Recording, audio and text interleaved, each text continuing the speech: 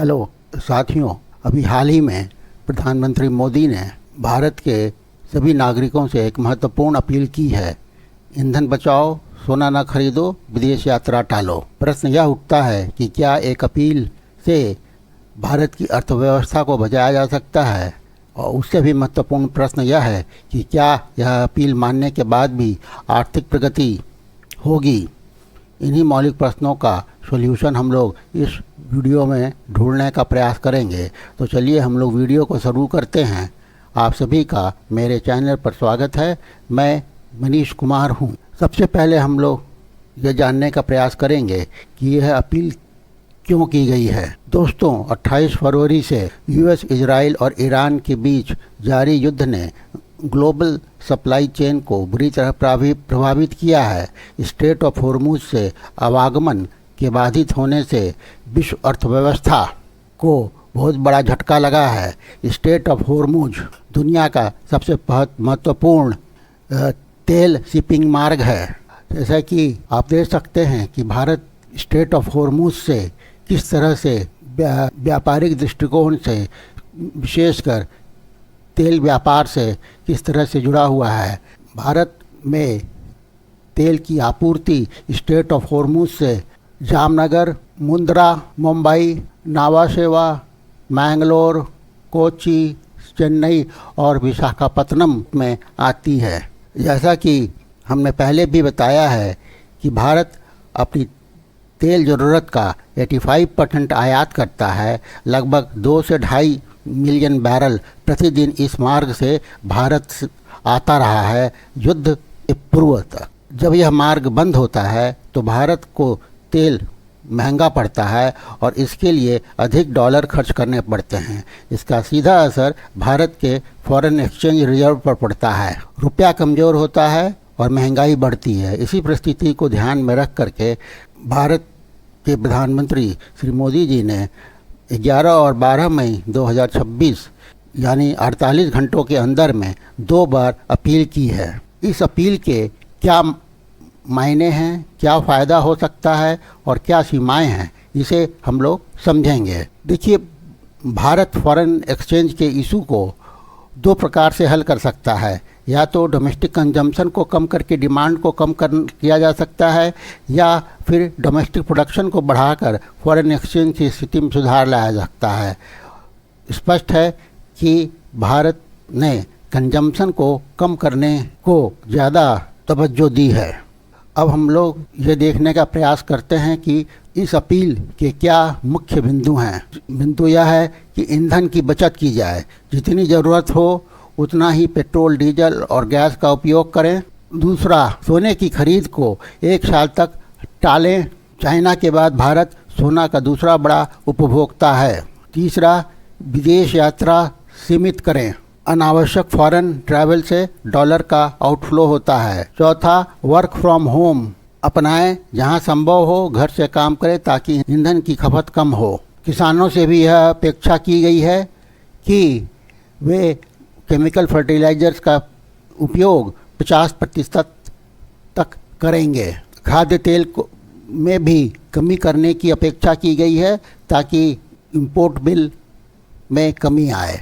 और अंत में यह अपील भी की गई है कि भारत अपने देश में बने वस्तुओं का उपयोग ज़्यादा से ज़्यादा करें ताकि फॉरेन एक्सचेंज को बचाया जा सके। अब हम लोग ये समझते हैं कि प्रधानमंत्री के इस अपील का क्या फ़ायदा है। चलिए पहले हम लोग पॉजिटिव एस्पेक्ट्स जो इस अपील की है उसको समझते हैं। सबसे पहला फ़ायदा तो यह होगा कि फॉरेन एक्सचेंज की सुरक्षा होगी। दोस्तों, अभी भारत का फॉरेन एक्सचेंज रिजर्व लगभग $691 बिलियन है। गोल्ड इंपोर्ट लगभग $72 बिलियन का होता है, यानी कुल रिजर्व का करीब 10% हिस्सा सिर्फ सोने पर खर्च होता है। यदि सोने की खरीद में 20 से 25% की भी कमी होती है तो 14 से 18 बिलियन डॉलर बचाया जा सकता है। यह सीधे भारत के करंट अकाउंट डेफिसिट को कम करेगा और रुपए को स्थिरता देगा।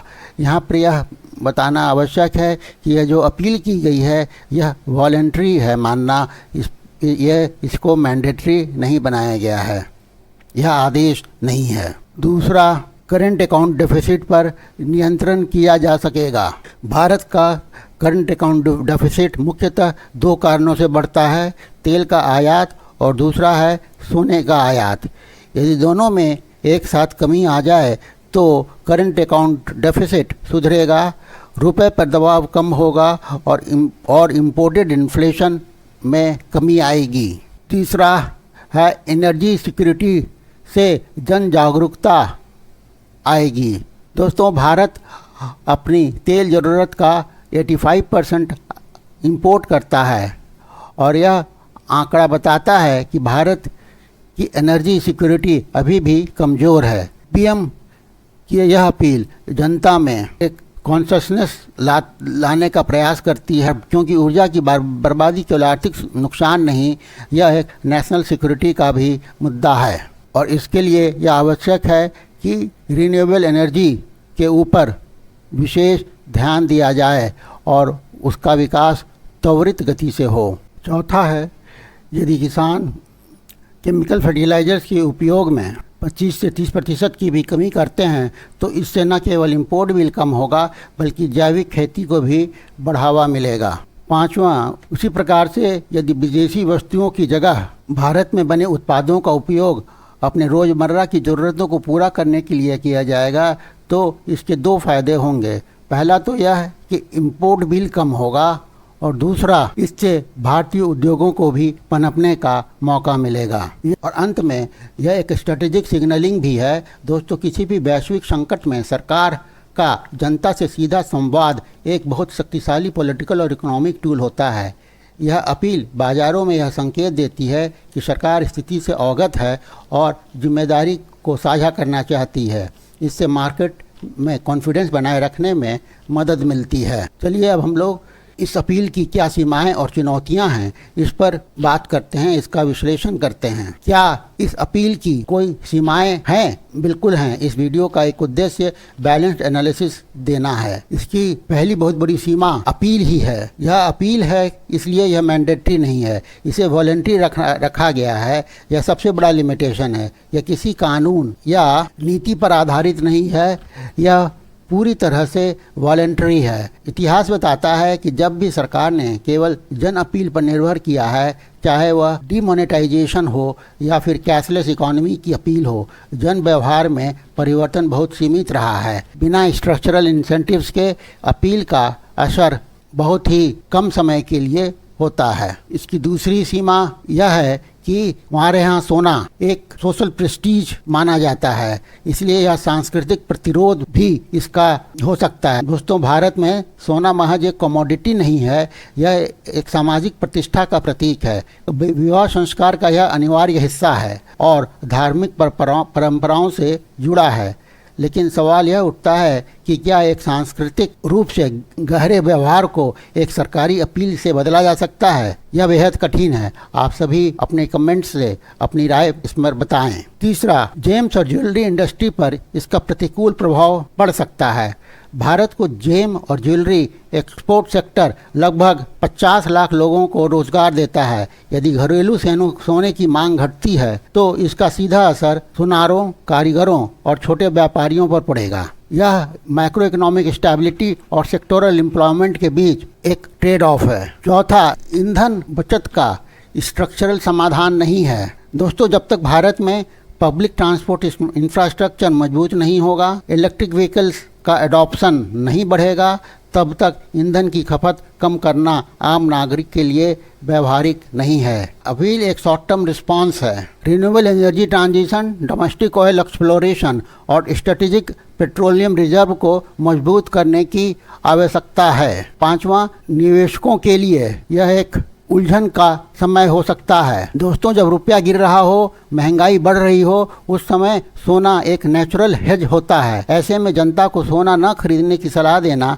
एक पैराडॉक्स ही है। मध्यम वर्गीय परिवार जो अपनी बचत को इन्फ्लेशनरी इरोजन से बचाना चाहते हैं, उनके लिए यह अपील उनके फाइनेंशियल इंटरेस्ट के विरुद्ध हो सकती है और अंत में इससे भारत की आर्थिक स्थिति अवरुद्ध हो सकती है। कमज़ोर कंजम्पशन की स्थिति में इन्वेस्टमेंट पर विपरीत प्रभाव पड़ेगा। इस तरह यह बिजनेसेस को इंसेंटिवाइज करेगा। यह सही है कि कंजम्पशन कम करने से करेंट अकाउंट डेफिसिट सुधरेगा, पर कैपिटल अकाउंट पर इसका बुरा प्रभाव पड़ेगा। इसकी अगर हम लोग विश्लेषण करें तो यह पता चलेगा कि सेल्फ रिलायंट एक मिसनोमर है, क्योंकि कोई भी देश हर वस्तु का उत्पादन नहीं कर सकता है। भारत अगर अन्न उत्पादन में आत्मनिर्भर हुआ है तो इसका बहुत बड़ा श्रेय केमिकल फर्टिलाइजर्स पर है, और केमिकल फर्टिलाइजर्स भारत आयात करता है। उसी प्रकार से कई इंडस्ट्रियल इनपुट हैं जिन्हें हमें वेस्ट एशिया से मंगाना पड़ता है ताकि हमारा औद्योगिक उत्पादन होता रहे। चलिए हम लोग अब देखते हैं कि भारत के पास क्या विकल्प है, किस तरह के सुझाव